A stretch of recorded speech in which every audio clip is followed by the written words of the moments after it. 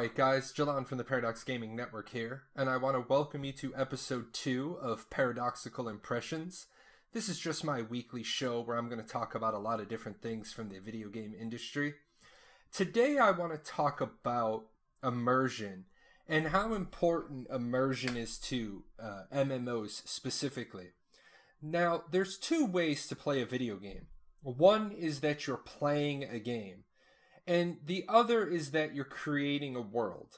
Now, I say this because we've talked about in different venues that I've been in about how important the graphics are, the music is, and the controls are.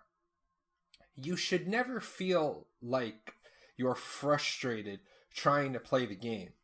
Now, when I say that, I mean frustrated trying to play it, to interact with it. You should be frustrated all the time trying to accomplish your goals. That's what makes it fun. But today I want to talk about two things. I want to talk about graphics, and I want to talk about gameplay control. And graphics is a big one for me because I'm a huge fan of throwback games. I love going back to games and playing games from our heritage.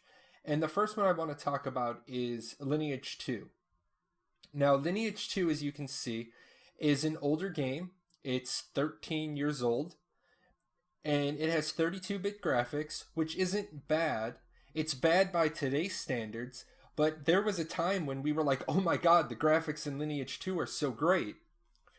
Now, back when I was playing Lineage II, it was the same time as the EQ era, Final Fantasy XI. We all sort of had this like intuitive ability to play these games. Going back to it, now 13 years later, I have to say that it was really difficult just to want to even stay in the game for more than a minute or two, because the controls are foreign, the game doesn't look as crisp as it used to, but I could get past the graphics if the ease of gameplay was there.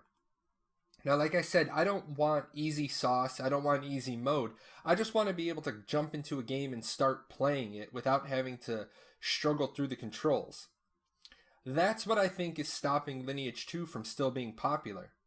Now, a lot of people are probably going to want to at least venture back into Lineage 2, especially the Ashes of Creation fans, because Stephen Sharif, the creative director of Ashes of Creation, said Lineage 2 was his favorite MMO. And so, as we all know, our favorite anything has a huge impact on our future. So I want to try to go back to Lineage 2 just to try to re-experience the siege mechanics and to get a flavor for it again.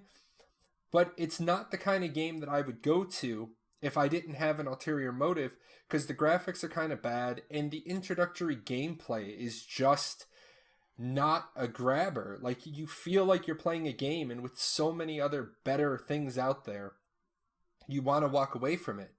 So I couldn't get into this game, and I'm not sure I'm going to be able to. So if you're a viewer and you still play Lineage 2, if you've got like a new player-friendly guild there, it's been 13 years for me, so I'm going to need some serious help.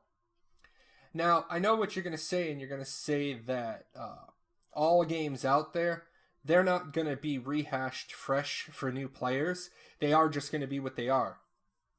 And I would agree with you, except Atlantica Online did exactly that. They went back and they changed their brand new player experience. I recently installed it just to take a trip back down memory lane, looking for something a little different. And I was amazed because the introduction is completely different. Like, I was amazed that they created the new tutorial walking you through everything. And they gave you the rest of the complement of your mercenaries. Now, Atlantica Online is a game I'm going to recommend to you right now. If you've got a little brother or a little sister, or you've got a son or daughter who wants to get into gaming, Atlantica Online isn't a bad choice.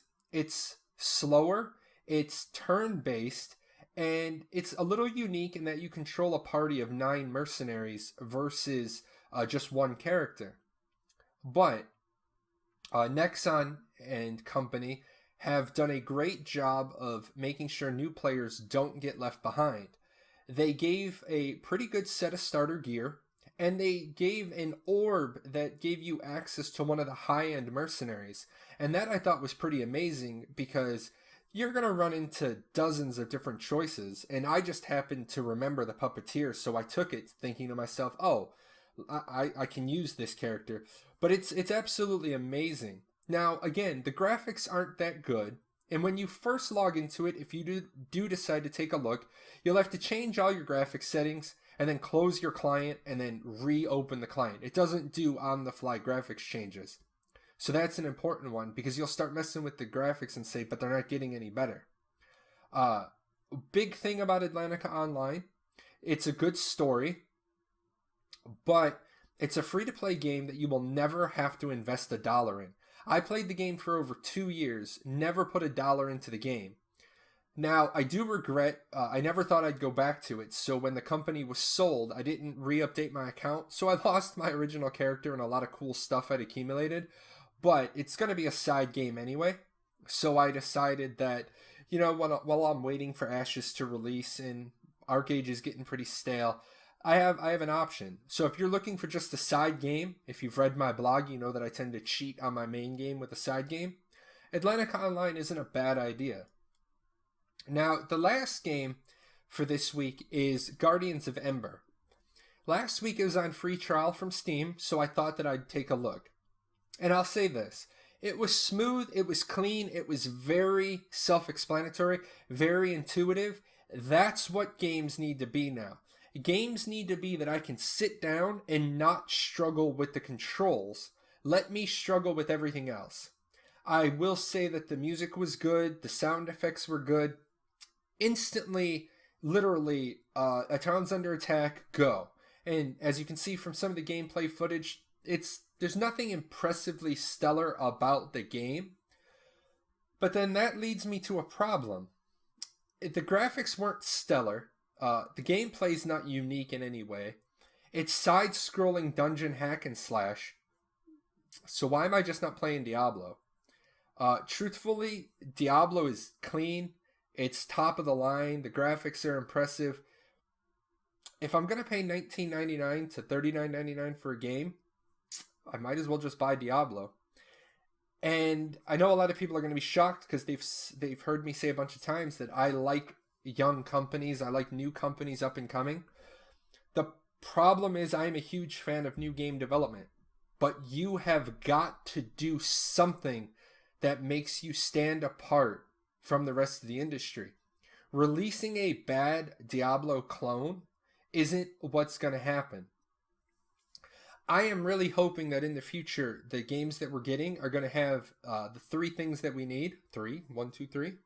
They need to have clean, fresh, crisp graphics. I have to want to look at this screen for hours on end. 2, the music and the sound effects have got to grab me. If I don't want to listen to the game, if I want to put in my YouTube playlist, I'm not really immersed in the game. And number 3, the game has to be neat, clean, easy to control. Now, if you have other games on the list, now some people did put some games on the list last week, and I am going to get to those, but of these 3 games, Lineage II, obviously it's old, it's dated, you either played it and you loved it, or you played it and you hated it. I don't see myself going back to Lineage 2. I'd love for a viewer to convince me to come back, tell me what server to go to, hang out for a bit, because I'd love to be in it just walking down memory lane. I do highly recommend Atlantica Online. It's just fun. It's just silly. 9-player RTS. Good for younger kids, in my opinion. My kids have played it.